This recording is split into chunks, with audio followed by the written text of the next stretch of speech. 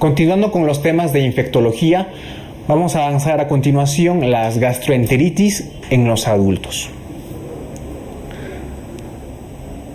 Bien, vamos a definir lo que es una gastroenteritis, ¿no? Básicamente es una patología que se produce por la acción directa o por las toxinas de los microorganismos dentro del aparato o tubo digestivo, ¿no? Y se caracteriza por presentar diarrea. Entonces, esta es una característica importante de las gastroenteritis, ¿no? La presencia de diarrea. Entonces, vamos a definir a continuación qué es la diarrea. La diarrea no es más que la variación de las características de las deposiciones, tanto en consistencia como en número. Entonces, vamos a hablar de una diarrea aguda, ¿no? Que es la más característica de las gastroenteritis, y de una diarrea crónica. Si una diarrea dura menos de 3 semanas, se considera aguda. Y si dura más de 3 semanas, se considera crónica. Entonces, las gastroenteritis, ¿no? Y las diarreas, evidentemente, también tienen distintos tipos de origen por la afectación de distintos también microorganismos. Puede haber una diarrea de origen viral, una diarrea de origen bacteriano y una diarrea de origen parasitario. Muy frecuentemente la causa más frecuente de esas diarreas son pues las de origen viral, ¿no? Luego le sigue bacteriano y en última proporción las de origen parasitario. Dentro de las de origen viral, el causante más frecuente es el norovirus. En los adultos, el causante más frecuente es el norovirus. El rotavirus es el causante de diarrea más frecuente, pero en los niños, ¿sí? Y el citomegalovirus produce diarrea enteroinvasiva, pero sobre todo en pacientes que están inmunodeprimidos, como por ejemplo en los pacientes que tienen VIH. La diarrea de origen bacteriano, bueno, las bacterias que están en relación con las gastroenteritis son el Bacillus cereus, el Staphylococcus aureus, el Vibrio cholerae, la Escherichia coli, la Shigella, la Salmonella, el Campylobacter y el Clostridium, ¿sí? Tienes que aprenderte estas bacterias que causan las gastroenteritis, ¿no?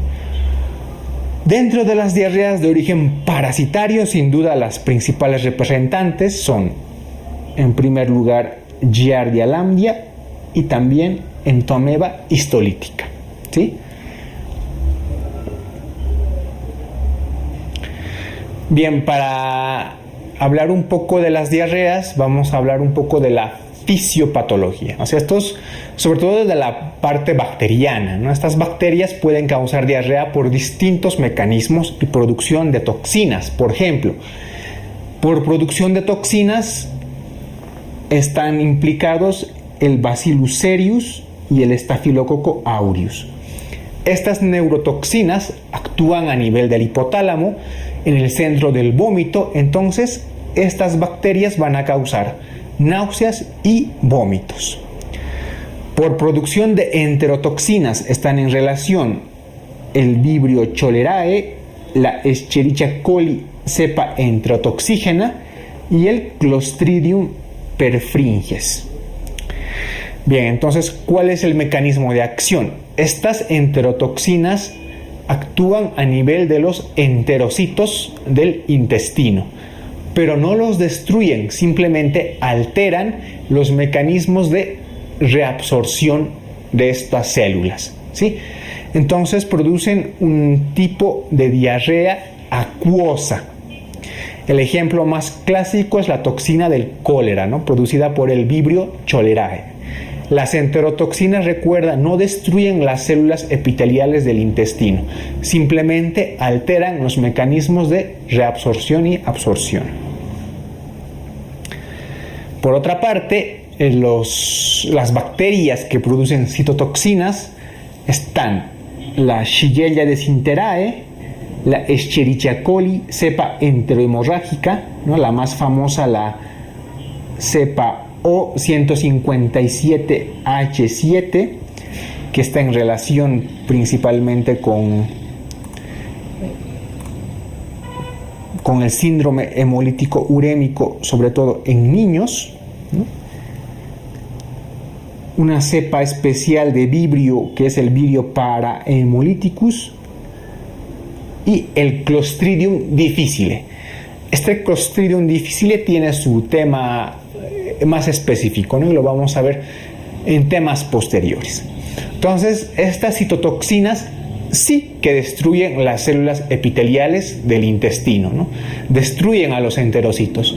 Por lo tanto, nos van a producir una diarrea que se llama diarrea inflamatoria tipo decentriforme. A esto me refiero con que esta diarrea tiene leucocitos, ¿sí? Tiene sangre, tiene moco y tiene pus, ¿no?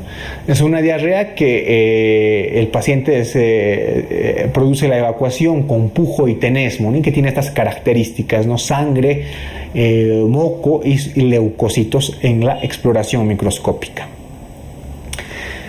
Otro mecanismo por el que se puede producir diarrea es invasión directa de la mucosa. En este caso se produce una invasión directa provocando fiebre y diarrea disenteriforme. Las bacterias que están en relación con este mecanismo son la E. coli. Estás viendo que todos los tipos de E. coli están en relación con las diarreas, ¿no? La E. coli, pero en este caso cepa enteroinvasiva. También está en relación la salmonela y el Campylobacter jejuni. Bien, el enfoque clínico y diagnóstico que tenemos que hacer de las gastroenteritis es básicamente el de diferenciar una diarrea inflamatoria de una diarrea no inflamatoria, ¿sí? Y de acuerdo a eso también vamos a realizar el tratamiento antibiótico si corresponde. Entonces, la diarrea inflamatoria, o también llamada disenteriforme, se caracteriza por, como te he mencionado antes, la presencia de los leucocitos en heces. Se puede observar macroscópicamente sangre y moco, y el paciente suele tener fiebre y dolor abdominal. Hay una prueba bioquímica que nos ayuda bastante a diferenciar entre una diarrea inflamatoria o que no sea inflamatoria, y es la lactoferrina fecal. Es un marcador que indica inflamación. Si hay presencia de lactoferrina fecal, es que nos están indicando que se trata de una diarrea inflamatoria. En los pacientes que presenten fiebre y diarrea disenteriforme o inflamatoria, se debe realizar coprocultivo con las bacterias más frecuentes que producen este tipo de diarreas, que son Salmonella, Shigella y Campylobacter. Por otra parte, la diarrea de tipo no inflamatorio se caracteriza por ser una diarrea de tipo acuoso, que es abundante, ¿sí? Es acuoso y que es abundante. El paciente tiene febrícula solamente y una leve molestia abdominal.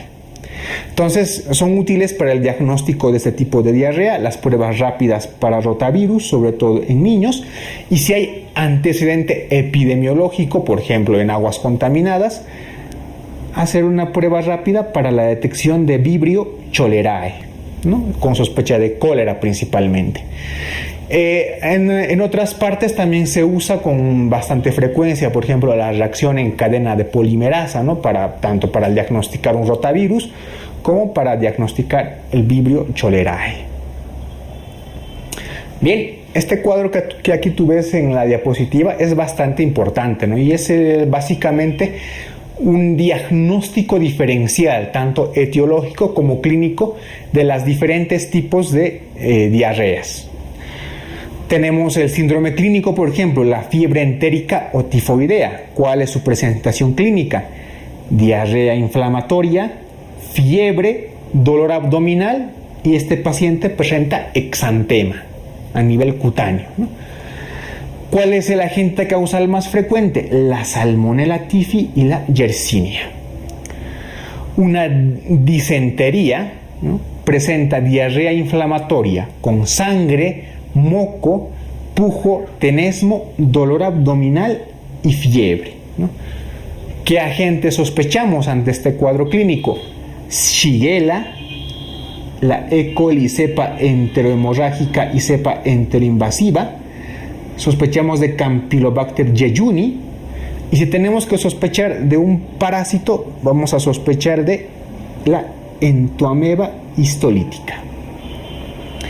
Por otra parte, frente a una diarrea secretora, ¿no?, la presentación clínica es una diarrea acuosa no inflamatoria y que es abundante. El paciente presenta febrícula y frente a este tipo de diarrea, pues vamos a sospechar principalmente de Vibrio cholerae, la Escherichia coli, cepa enterotoxígena y algunos virus.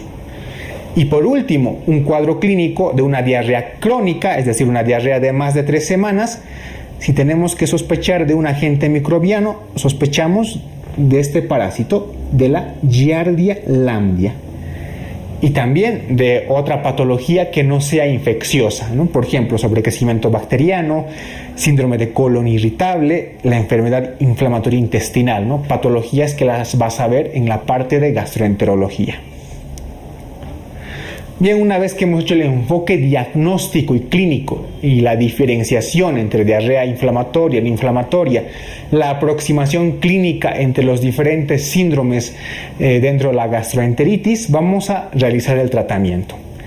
El principal objetivo del tratamiento de una gastroenteritis es corregir y mantener un balance hidroelectrolítico adecuado, porque recuerda que hay una pérdida abundante de agua y electrolitos. Entonces, el principal objetivo es mantener un balance hidroelectrolítico adecuado. Debemos realizar una adecuada reposición de líquidos vía oral, si es que el paciente puede tolerar la vía oral. Si es que el paciente no tolera la vía oral o vemos que hay una deshidratación severa y muy marcada, pues vamos a utilizar soluciones intravenosas. También debemos evitar los lácteos en la dieta o alimentos que aumenten la motilidad intestinal, como por ejemplo la papaya, ¿no? Y hay que darle al paciente abundantes líquidos osmóticos a tolerancia. Entonces recuerda, el principal objetivo es mantener un balance hidroelectrolítico adecuado. En las diarreas secretoras, es decir, las que no son inflamatorias, se puede administrar subsalicilato de bismuto y un agente antiperistáltico como loperamida, pero solo en las diarreas secretoras o que no sean inflamatorias. Si estamos sospechando de una infección por Vibrio cholerae, tenemos que administrar antibióticos. En este caso, de preferencia, doxiciclina, tetraciclina o acitromicina. El tratamiento de las diarreas inflamatorias, además de todo lo mencionado, ¿no?, del mantener el equilibrio hidroelectrolítico, tenemos que administrar antibiótico-terapia de entrada. ¿Cómo lo vamos a hacer? Con ciprofloxacino, levofloxacino o acitromicina. En las diarreas inflamatorias no se debe administrar agentes antiperistálticos, es decir, en una diarrea inflamatoria está contraindicado el uso de la loperamida.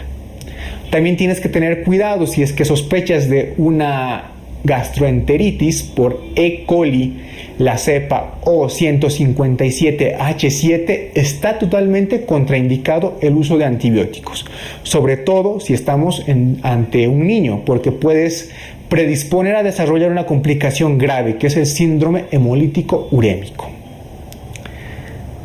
Bien, dentro de las complicaciones de estas gastroenteritis, la más frecuente evidentemente es la deshidratación severa con un desequilibrio hidroelectrolítico. Esto sobre todo lo vemos en niños, ancianos y sobre todo en las infecciones por Vibrio cholerae, o sea, en el cólera. También es importante, una de las complicaciones es la bacteremia, sobre todo en infecciones por Salmonella o Campylobacter. El síndrome hemolítico urémico, más frecuente en infecciones por E. coli cepa O157H7. El síndrome de Guillain-Barré, que es una complicación postinfecciosa sobre todo del Campylobacter jejuni, y la artritis reactiva, ¿no? Que es un episodio de una artritis monoarticular que ocurre tras la infección gastroenterológica de alguna de estas bacterias. Bien, entonces el enfoque que tienes que darle a este tema es ver la clasificación de los distintos tipos fisiopatológicos que producen gastroenteritis, ¿no? Las bacterias de cada tipo fisiopatológico, ver las diferencias entre diarrea inflamatoria y no inflamatoria, ¿no? Correlacionar los síndromes clínicos, ¿no? Y evidentemente realizar el tratamiento.